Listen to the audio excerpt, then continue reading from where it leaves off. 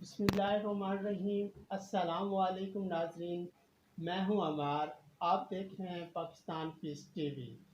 Health care talk special programme صحت کے حوالے سے ود ڈاکٹر فرحت عباس۔ ماہر تجربہ کار ڈاکٹر ہیں، متعدد کتابوں کے مصنف ہیں اور کافی عرصہ دراز سے شعبہ صحت میں اپنے سروسز دے رہے ہیں۔ آج انہی سے جانیں گے آج کے موضوع پر کہ ہم اپنی خوراک کیسے بہتر بنا سکتے ہیں، کس طرح وہ خوراک کھائیں کہ ہماری صحت اچھی ہو، وہ کیا فوڈس ہیں جو کہ آج کی ہمیں لازمی کھانی ہے۔ ڈاکٹر صاحب آپ بتائیں گے۔ جی السلام علیکم۔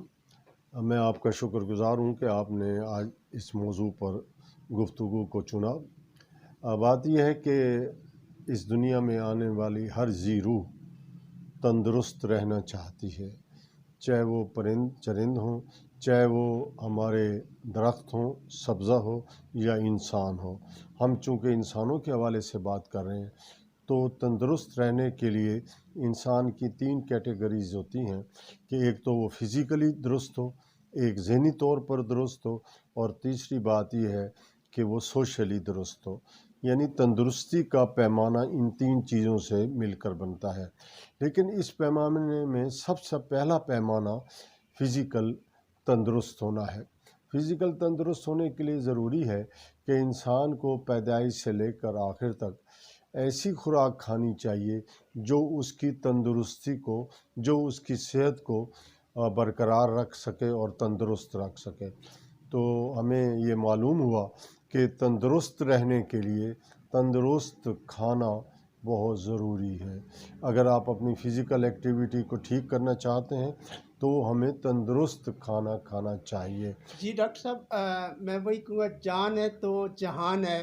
وہ جو برگر کھاتے ہیں پھر 2 جہان ہیں، وہ اتنے موٹے ہو جاتے ہیں، پھول جاتے ہیں۔ یہ برگر اور یہ پیزا اور یہ جو فاسٹ فوڈ ہے، اس کے بارے میں آپ کیا کہیں گے؟ یہی خوراکیں کھائیں یا فروٹ کھائیں؟ ہاں، میں اس طرف ابھی آتا ہوں، لیکن ہم پہلے یہ تفصیل طے کر لیں کہ تندرست غذا کون سی ہے، یعنی صحت مند غذا کون سی ہے اور ناقص غذا کون سی ہے۔ ناقص غذا وہ ہے جو بدن کی ضروریات کو پورا نہ کرے۔ دوسری زبان میں ہم اسے غیر متوازن غذا کہتے ہیں۔ اور تندرست یا صحت مند غذا وہ ہے جو ہم کہتے ہیں کہ یہ متوازن غذا ہے۔ غذا ایسی ہونی چاہیے جس سے امراض پیدا نہ ہوں۔ غذا ایسی ہونی چاہیے جو بچے کی نشو و نما کے لیے تعاون کرے، اس کو جلدی جلدی بڑا کرے۔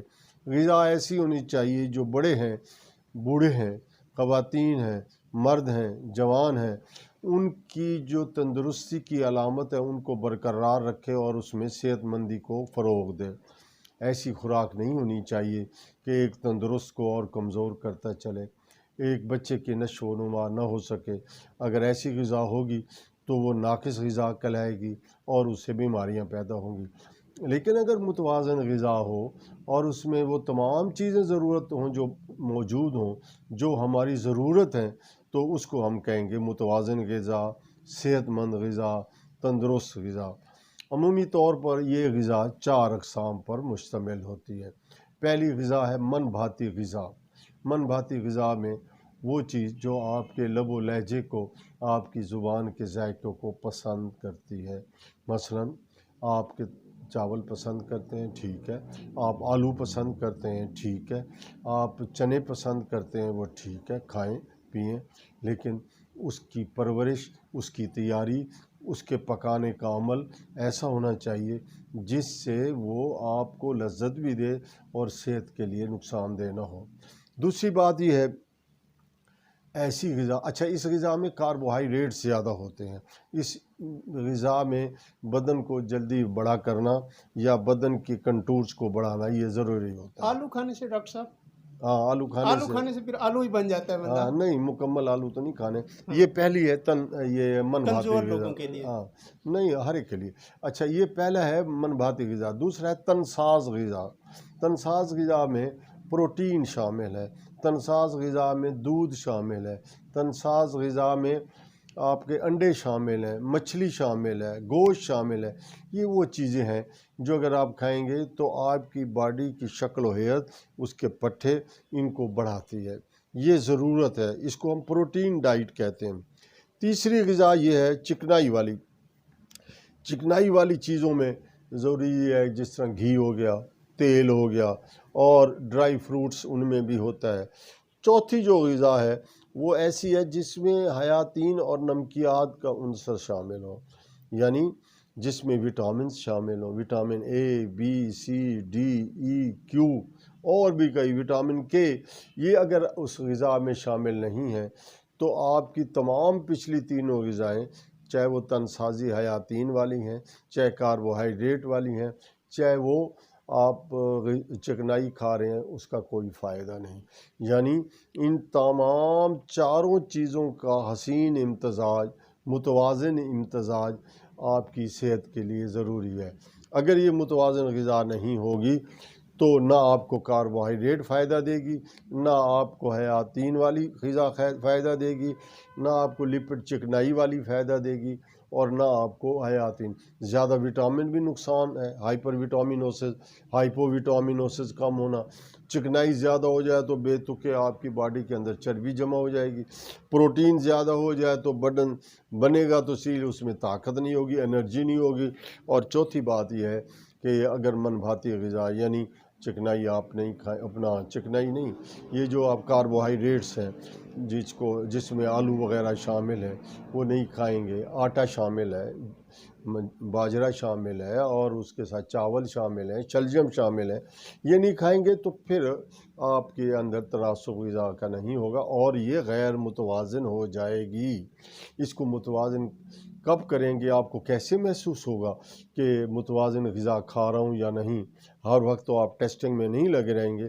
تو بچے جو چھوٹے ہیں اگر وہ جلدی پروان نہیں چڑھ رہے، ایسا بڑھ رہے ہیں، تو اس کا مطلب ہے آپ کی غذا کا فرق ہے. اگر نوجوانوں میں، مردوں میں اور بزرگوں کی باچھوں میں زخم آ گئے ہیں، اگر ان کی جلد پر سکروی یعنی خارش ہوتی ہے، اگر ان کی جلد میلی میلی اور کھردری سی ہے، اگر ان کے اندر اکڑاہٹ ہے اور بدن میں چستی نہیں ہے اور سوکھڑا پن چل رہا ہے، اگر آپ دیکھتے ہیں وہ پاؤں چلتے ہوئے ان کے پاؤں میں درد ہوتا ہے، پاؤں جلتے ہیں، تو یوں سمجھیں کہ غذا نامتوازن ہے، غذا ناقص ہے. تو آپ کو سوچنا چاہیے کہ ہمیں اپنی غذا کی طرف توجہ دینی ہے. کیا توجہ دینی ہے؟ آپ نے زیادہ مرغن غذائیں نہیں کھانی، آپ نے پروٹین بھی اعتدال کے ساتھ کھانی ہے. آپ نے جو چکنائی کا استعمال کیا، پروٹین کا استعمال کیا، اس کے ساتھ ساتھ کاربوہائیڈریٹ کا بھی استعمال کرنا ہے. آپ نے بہت زیادہ میٹھی چیزوں کا استعمال نہیں کرنا. بچوں کو دن میں 3 یا 4 دفعہ کھانے کی ضرورت پڑتی ہے، ان کو کھلانا چاہیے، لیکن بڑوں کو 2 یا بہت میکسیمم 3 دفعہ، اور وہ بھی ضرورت کے جی تحت. ڈاکٹر صاحب، سوری آپ کو انٹرپٹ کر رہا ہوں. آپ نے بچوں کی بات کی ہے، بہت امپورٹنٹ کوسچن میرے ذہن میں آیا ہے کہ آج کل جو بچے کہہ سکتے ہیں بہت زیادہ جلدی اڈلٹ ہو رہے ہیں، اس کی کیا وجوہات ہے؟ کہ اب دیکھنے میں ایسے ہے کچھ ہم ینگسٹر کو دیکھتے ہیں وہ بہت جلدی اڈلٹ ہوئے نظر آتے ہیں. اگر لڑکوں کی بات کر لیں تو زیادہ مونچھیں داڑھی وغیرہ نکل رہی ہے اپنی کم ایج میں، اور اسی طرح باقی چیزوں کو. اصل میں بات یہ ہے کہ ہم نے جو آرٹیفیشل ڈائٹ اپنے لیے تیار کی ہے، چاہے مرغی ہو، چاہے وہ بکرے ہوں جن کو آپ ہارمون لگا کر بڑا کرتے ہیں، چاہے وہ سبزیات ہوں جن میں آپ ایڈیشنل تھراپی دے کر ان کو جلدی گرو کرتے ہیں، ان میں ہارمونل ایکٹیویٹی، ان کے اندر نشو و نما پانے کا عمل اتنا تیز ہو جاتا ہے، جب وہ آپ کے خوراک کا حصہ بنتا ہے تو آپ بھی اسی طرح بڑھتے جائیں گے. لیکن آپ بڑھ تو جائیں گے، آپ کی مونچھیں تو نکل آئیں گی، باڈی بھی تھوڑی سی بن جائے گی، لیکن آپ کا معتدل جو اضافہ ہونا چاہیے تھا وہ نہیں ہوگا. سوچنے میں سستی آ جائے گی، آپ کے اندر باڈی میں وہ کرنٹ نہیں آئے گا، وہ جرک نہیں آئے گا، وہ جو چستی ہے وہ نہیں آئے گی. تو جب آپ دیکھیں کہ آپ کا بچہ سست ہو رہا ہے، اچھی طرح سوچ نہیں رہا، افسردگی ہے، اس کے بال جھڑ رہے ہیں، اس کی آنکھیں خشک ہو رہی ہیں، اس کی جلد کھردری ہو رہی ہے، تو سمجھیں کہیں ڈائٹ کا فالٹ ہے۔ اسی طرح بڑوں میں بھی اگر آپ دیکھیں کہ اگر باچھوں میں زخم ہے، زبان جل رہی ہے، پاؤں جل رہے ہیں، پاؤں میں سوجن آ گئی ہے اور خون کی کمی ہو گئی ہے، تو آپ یہ طے کر لیں کہ یہ کوئی نہ کوئی خرابی ہو گئی ہے ڈائٹ میں۔ یہ ڈاکٹر صاحب، یہ علامات جو خون کی کمی، باچھوں میں زخم آنا، زبان اور پاؤں کا جلنا، یہ جو علامات بتائی ہیں، یہ جو ہے ناقص خوراک کھانے کی وجہ سے ہو بالکل رہا ہے اور یہ چیز۔ اب دوسرا ایک سینیریو دیکھتے ہیں، وہ لوگ، ہم نے بچوں کی تو بات کی ہے، وہ اڈلٹ ہو رہے ہیں، لیکن جو اڈلٹ ہو چکے ہیں ان کی اگر ہم بات کرتے ہیں، جم کی ایکٹیویٹی پہ چلے جاتے ہیں اور کوئی اس طرح کے لوگ مل جاتے ہیں، انہیں کہتے ہیں پروٹین کے ڈبے لیں، ایمائنو کے ڈبے لے لیں، یہ بڑی بڑی چیزیں کھائیں، آپ کے جو مسلز ہیں یہ بڑے ہو جائیں گے۔ تو ایک تو اس طرف ہم جم کے کہہ رہے ہیں، not for male female both are, اپنے جو ہاں، پارٹس آف باڈی کو وہ انکریز کرنا چاہتے ہیں اور اس طرح کی چیزیں لینا شروع کر دیتے ہیں، تو اس کے بارے میں کیا کہیں گے؟ بات یہ ہے کہ آپ نے بہت اچھا سوال کیا۔ خود کی اپنی باڈی کو آرٹیفیشل طریقے سے ٹھیک کرنے کے عمل کو آج کل جم کا نام دے دیا گیا ہے۔ وہ ورزش جو آپ کی باڈی کی ضرورت سے زیادہ ہے وہ نقصان دہ ہے۔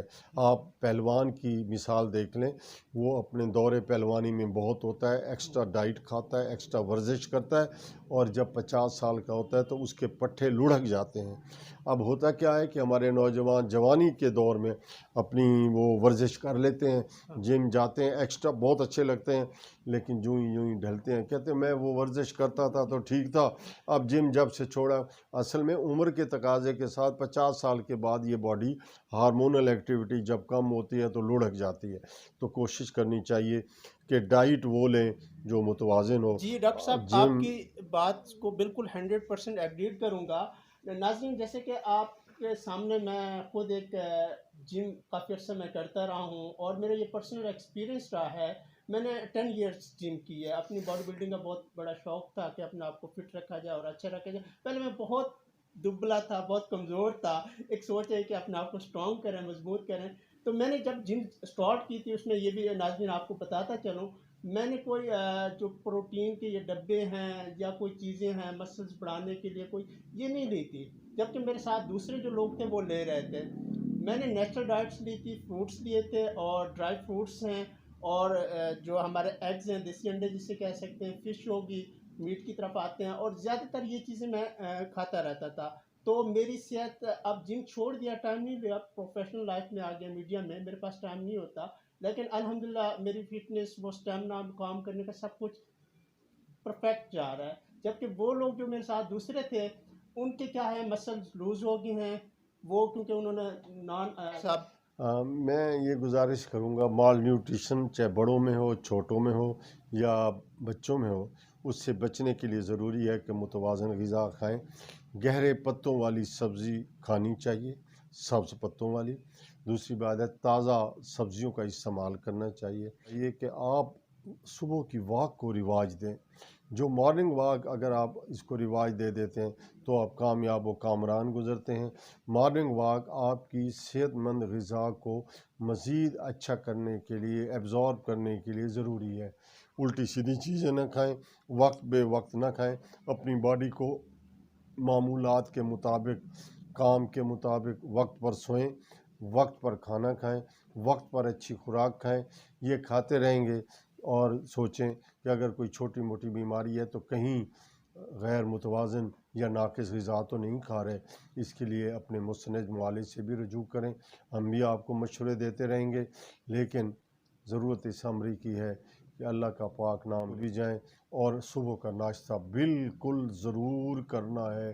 صبح کے ناشتے کی تاکید ہے، اس سے عمر بڑھتی ہے۔ وما علینا الا البلاغ۔ بہت شکریہ، thank you so much doctor Farhat Abbas sahib, آپ کی یہ قیمتی گفتگو، معلوماتی گفتگو ضرور ناظرین آپ کو پسند آئی ہوگی۔ Pakistan peace T V channel کو آپ سبسکرائب کریں، لائک کریں۔ انشاءاللہ اگلے ہفتے کے پروگرام تک ہمیں دیں اجازت، ایک نئے پروگرام کے ساتھ آپ کی خدمت میں پھر میڈیا اینکر عمار اور ڈاکٹر فرحت عباس پھر حاضر ہوں گے۔ تب تک اللہ حافظ۔ اللہ اللہ حافظ۔ حافظ۔